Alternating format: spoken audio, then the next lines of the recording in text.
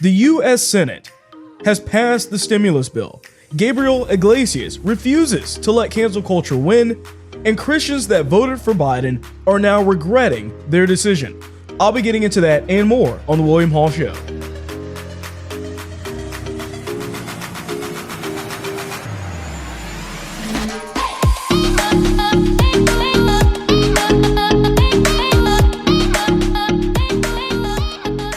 Welcome back to the show. I hope you had a great weekend. I know I had a very busy weekend for myself, but jumping right into what's going on now, the Senate finally passed the stimulus bill. So this passed 50-49, and this was all basically because of the Republicans voting no on the whole thing, and the Democrats were all voted yes for it. The reason why it didn't get a 50-50 is because there was an absence from a Republican senator. So therefore, it wound up actually going ahead and passing without having to deal with a tiebreaker. So this bill was $1.9 trillion. That's a lot of money in this bill. And you have to keep in mind that this bill, which is dubbed the American Rescue Plan, underwent a few changes. Okay, there was a lot of things that were pushed into it initially.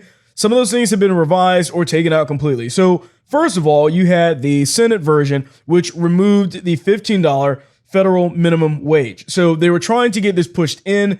A lot of, actually even a decent amount of Democrats didn't really support this at all. Especially, once again, you have to keep in mind, this is a certain amount of money that is going into this bill in the midst of coronavirus. Keep that in mind. This bill is about trying to give relief to the people that are dealing with the coronavirus, losing their jobs, unable to run their business right now. And you have them literally talking about a minimum wage increase to $15. Which is only going to hurt small businesses. I mean, those are the people that typically suffer the most when you're talking about these kinds of raises in production costs, which I'll be getting into a little bit later in a separate report and study that came out as well. But they made the stimulus checks also phase out faster. So basically, less people are getting checks this time around. So under the new direct check rules, individuals earning less than $75,000 per year will receive a $1,400 direct check, as will couples earning less than $150,000 per year. The phase-out portions of this now include people that earn more than $80,000 or couples that earn more than $160,000 per year. They will basically no longer get a check. Unlike before, where they would get a partial check, they're getting nothing this time. So that's the biggest difference. Now, the bill only directs 1% to vaccinations, and is stuffed with obviously a ton of spending that has nothing to do with coronavirus, again, which is once again old news because a lot of these bills have been that way. I don't think there's really been one bill that was solely passed with just things that were supposed to help individuals out that lost their job, which is pretty crazy. Now, this also was the initial bill was actually going to have $400 paid on top of the normal unemployment rate. They're now actually reducing that to $300 per week for the unemployment added benefits, opposed to where it was before. So a little bit less, but either way, they're giving less money to people that were getting money before. So the people that were getting money before, there's just a reduced amount of people. And here's Ilhan Omar, of all people, actually saying as much. We obviously are now ultimately sending money to less people than the Trump administration and the, Senate majority Republicans were willing to. There are going to be about 17 million people who will get less money. This is not the promise that we made. This is not why we are given the opportunity to be in the majority in the Senate and have the White House. And so ultimately it is, a failure when we compromise ourselves out of delivering on behalf of the American people and keeping our promises. So, of course, the mainstream media is going to pretend as if this is the best stimulus bill ever. There have been plenty that have passed. All of them had stuff in it that it shouldn't have been in it before. But yet they're going to pretend as if this one is perfect in every single way. So we have contrasting stories here from the Washington Post. They actually had two different ones. Somebody actually posted the screenshot. So if you're watching this on video, you can see that. But the first one is a post from Donald Trump, or at least when he was president, when he passed his $2 trillion stimulus bill. This is what the Washington Post said for the title of their article, for the header. And it says, Trump signs $2 trillion coronavirus bill into law as companies and households brace for more economic pain. Okay. Similar bill, $2 trillion, $1.9 trillion, close enough, that just passed recently. This is their post. This is the same publication from the Washington Post. And they said, Biden stimulus showers money on Americans, sharply cutting poverty in defining move of presidency. Okay, let's slow it down here for a second. How is this cutting poverty? Okay? The truth of the matter is that these checks are not enough. Ask anybody that legitimately lost their job, legitimately cannot run their business. I'm trying to figure out exactly how this one-time check is cutting poverty. No one can explain that one there.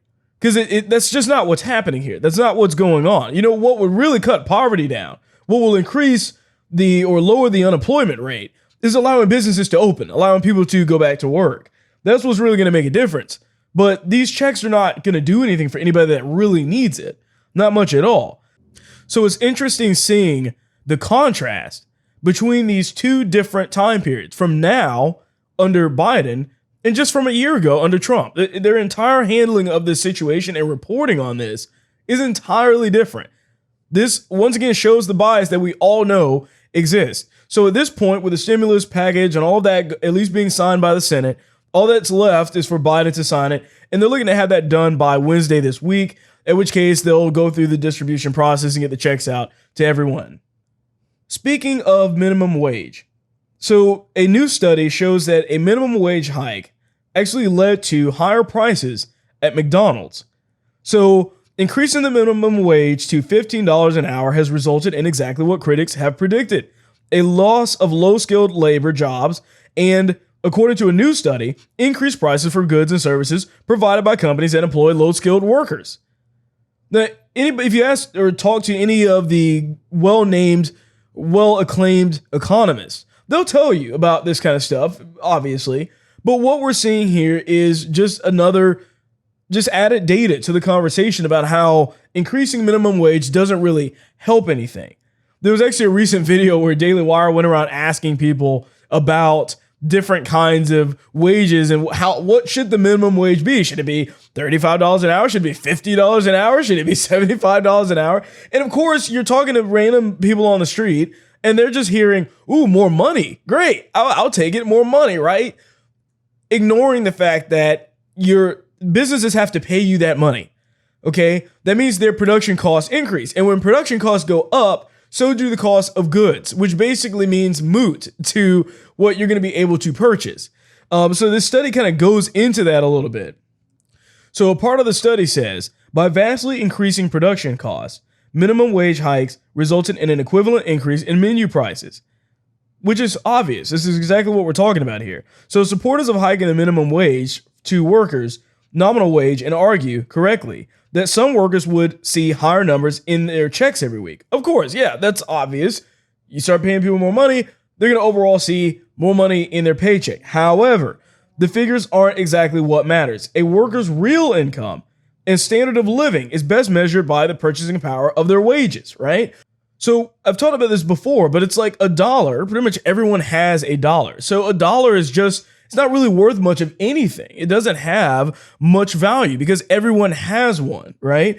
And the same thing goes for the minimum wage. And you really see this when you start talking about a significantly higher amount for the minimum wage. If you jump from, oftentimes they'll increase it by a little bit and they'll say, okay, it's going from 10 to 12, from 12 to 14 to 15, and you don't get it all the time. It just is such a minute movement oftentimes that we don't really see exactly the extreme and the problem behind it. So when you take the minimum wage and you say, okay, let's look at $50 an hour now. Okay, well, what happens when you increase the wages to $50 an hour? You're going to feel great for about a few weeks, maybe, if even that. And then all of a sudden, your entire amount of living wages goes down in comparison to the amount of goods and things that you need to buy. Gas goes up, food goes up, your rent goes up, because now more people are able to afford more expensive things, and the market's just simply going to adjust to it, which means that everything's gonna go up in price, hence the inflation. So although we're making more money now than people were making back in the 70s, you have to account for inflation as a reasoning and understanding of why that is the case, okay? That's why everything looked cheaper in the past, when relatively, it's all the same. So that's the way that people oftentimes miss. They oftentimes look over that idea. Now, if a McDonald's cashier takes home, or their take-home pay actually increases 20% after a minimum wage hike, but the prices for the food and other things they spend their wages on increase by a similar amount, they aren't doing any better off than they were before. It just looks better. It sounds better on paper, but it doesn't help anything. You're not actually going to be making any more money, because we're talking about raising the floor, not the ceiling. We're talking about simply making it so that people that are making a little bit more money aren't in comparison going to be seemingly making that much money. So it just doesn't help the overall situation at all. Recently, Trump actually had to send a cease and desist letter to the RNC, demanding that they stop using his name. So the reason why this is happening is because the RNC was actually sending out emails, still using Trump's name as if he's still president, basically. Like, hey, Trump, buy this, Trump that, this thank you card for Trump. They're sending all of that out to like actual people still, even though Trump is no longer president. Now, the weird part is that, of course, Trump is still supporting the Republican Party. He's still saying that he is a Republican. However, the problem is that he doesn't want them using his likeness to basically fund politicians that don't like Trump, for example, which is one of the biggest problems here. So Politico actually reported that Trump was furious that his name had been bandied about in organizations that helped Republicans who voted to impeach him without his permission. So exactly what I'm saying here. These people that the RNC is oftentimes funneling that money to are people that don't support Trump. They're ones who voted for impeachment. They're ones who have never been a supporter of him, or maybe pretended to support him while they were running for office, and then once they got in office, turned their back on him and moved around, and they kind of just went their own way. And yet they're willing to take the money off of his name. Now, the RNC sent out 2 emails on Friday dropping Trump's name. The first was asking people to sign a virtual thank you card for him, which he probably wasn't even going to get. I mean, this is just them basically lying to a bunch of voters to make it seem as if their actual money's going to Trump, when in reality, I'm pretty sure it's not. It's just going straight to the RNC so they can do whatever they want to do with it. Now, the article went on to say, many didn't support him or voted to impeach him, yet they want to write his name when they need money. Once again, like I was saying, it's not a good idea. It's not a good look for the RNC to be doing this, because the issue is that, and I understand the predicament they're in. They're in a situation where Trump is clearly the leader of the party. He's the most important kind of figurehead name in the Republican Party. But the problem is, now that he's not president anymore, there's no point in having money being sent to the RNC that is not going to in turn support Trump himself. And that's the issue, is that you're going to have a lot of voters that are going to be split on these issues, because there's a lot of people out there that still, or at least that are in office right now, that literally voted to impeach this guy, even when constitutionally it didn't make any sense. They didn't care. They were willing to impeach him over anything that they thought was necessary. But all of a sudden, when the tables have turned, they're just willing to at least bankroll his name. They'll take your money on behalf of Trump, but not support him. But we will support those other people that don't like him at all. So yeah, it's probably a good idea that they stop, at least to make sure that people understand that the real support here should be behind Trump, not the RNC. So just a quick reminder that I do have a Patreon page where you can directly support the William Hall Show. And if you are listening to this on Apple or any other podcast network, just make sure that you leave a review, as it does help out the show as well. So comedian Gabriel Iglesias hits back after a New York Times columnist says that the cartoon mouse Speedy Gonzales stereotypes Mexicans. So this is just another wave of the cancel culture trying to basically get rid of these characters that can be funny, these characters that, instead of appropriating culture, are actually bringing something to the culture. And you have Gabriel Iglesias, which is a longtime comedian. I've liked his stuff. I listened to his stuff years ago. And he's coming out, and apparently he's doing this movie, the Space Jam, and they're creating a sequel now. And there are claims that this mouse perpetuates corrosive stereotypes. Now, of course, this isn't coming from a columnist at the New York Times that is Mexican himself. It's just another guy that's being offended on behalf of everything else that's going on. Now, who is this guy? So this guy that's actually coming out about all of this, his name is Charles Blow, and he's a columnist, like I said, for the New York Times, and he was the same one that was writing a defense for the businesses and groups that canceled the 6 of the Dr. Seuss books that we talked about in the last show. So he kind of just listed off a bunch of other characters that he also felt should be completely stricken from cartoons, from movies, from books, all of that. And Gabriel Iglesias is basically firing back saying, no, that's not going to happen.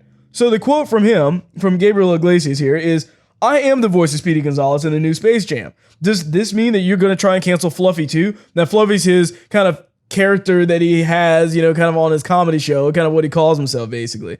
And he says, and he actually posted a picture of Speedy Gonzalez, and it says, you can't catch me, cancel culture. I'm the fastest mouse in all of Mexico, which is great. I think he handled this perfectly. Just don't apologize for it. Just come out and say, no, we're not going to do this. Like this is not going to happen. Remember, Gabriel Iglesias is Hispanic, okay? So when you're talking about these kinds of characters and things, I mean, first we were told by the cancel culture mob that if you're going to voice a character on a cartoon, that character, if they are black or Hispanic, that the voice actor must also be black and Hispanic. That was the requirement, okay? They did it to Simpsons. They got rid of Apu. They got rid of Dr. Hibbert. They're all gone.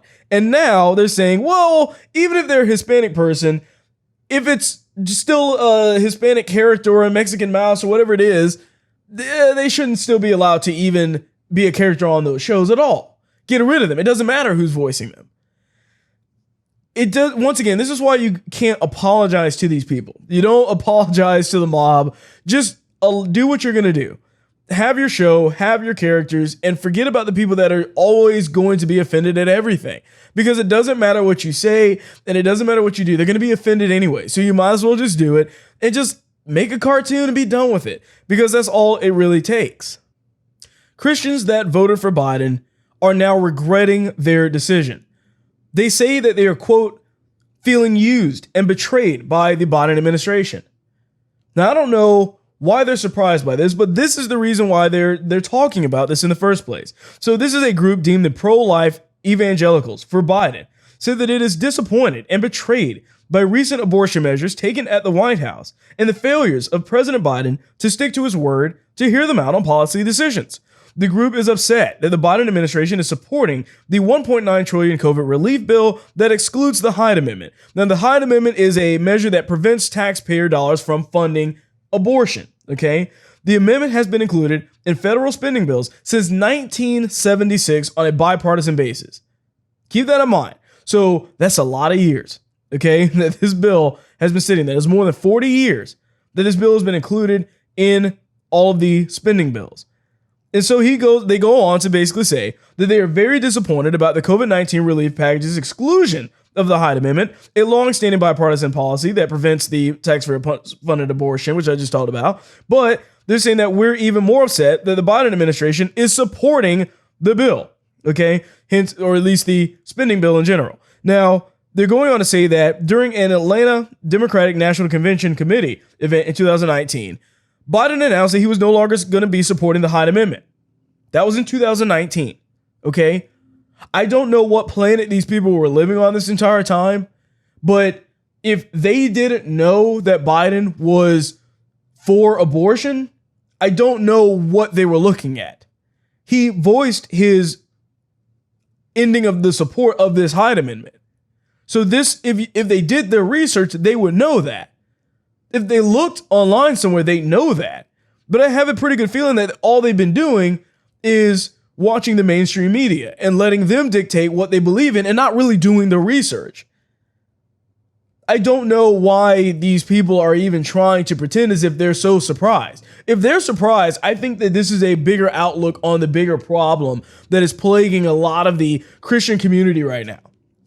It's the ignorance of not understanding what's going on in the political world. Because the truth is that they ought to have known this was going to happen. I knew it was going to happen. I think everybody else basically knew that the Biden administration, of course, fully supports the full taxpayer funded abortion up until the point of birth. Absolutely. That's what they support. It's in there. It's on their website. It's what he campaigned on. That was the reason why Biden was literally denied communion at the Catholic Church. And the Catholic Church is no saints when it comes down to abortion policies based off of the Pope and other things, trust me. But yet, even they said, you cannot come here and partake in this service in the communion because of your stance solely on abortion. Yet these people are somehow surprised. That ought to tell you everything you need to know. This speaks more about them than it does anything else. It's just that this is no secret. It's no secret that he was pro-abortion, and if they chose to ignore those facts, then I don't see how they really have the right to complain that much. I mean, this was clear as day, and yet here they are complaining about it. I made a shorter video just detailing about the whole Christians voting for Biden and really going into the policy and what that means in a separate video. So go check that out too if you're interested in just hearing more about that whole entire conversation. So in a bit of a funny story of the day, this woman pulls up at a drive-thru and she doesn't have a mask on. And this is basically what took place. Hi. You have a mask? No, I don't. I can give you one. You can give me one? I can give you one. Why do I need you to wear a mask. So you can hand me a mask, I can hand you one, yeah. but you can't hand me the drink without a mask? You've got to wear a mask. How does that make any sense? That's what I just need you to wear a mask. Do you mind? Well, if you can hand me a mask, why can't you just hand me the drink? I can hand you the mask. So he can hand me a mask, but he can't hand me my drink. Makes perfect sense, right? All right, so they'll hand her a mask and then a drink, but they won't just hand her a drink. Okay. That doesn't really make any sense, obviously. So she handled this perfectly, in my opinion. I just, all you can do sometimes is really just show the faulty logic. Just have a straightforward, logical, common sense conversation with people and just ask, does this really make any sense? That's all you really have to do. Once you do that, most people are willing to at least realize, okay, that is pretty stupid. Here you go. Here's your drink. But it's just crazy that people are really not even listening to themselves talk, because I think if they really realized what they were saying, they wouldn't be kind of letting this be the hill that they're going to die on in this argument. Like, you really don't want to keep arguing this because it doesn't make sense. It doesn't make sense. Maybe that, of course, in defense of the employee, maybe they just don't want to lose their job and they're like, look, I know this is stupid, but my boss is saying, or company policy is telling me to do this or that. I get that. But it's just an interesting video because it just really shows a lot of how these policies don't make sense, and yet they're wanting to have the government force people to wear a mask in all these different situations, not let it be an option based off your own health or whatever, but just to force that to happen. And of course, like in this situation, they'll hand you one, with their hands that have touched who knows what, somebody else's credit card maybe, and everything else, your food, your bag, other things in the restaurant. They'll tell you to do that, but they can't hand you the drink. It just goes to show how none of this stuff makes sense at all. So with that being said, I thank you for listening or watching this show, and I will see you on the next one. You just watched an episode from The William Hall Show. Please remember to like, share, and subscribe.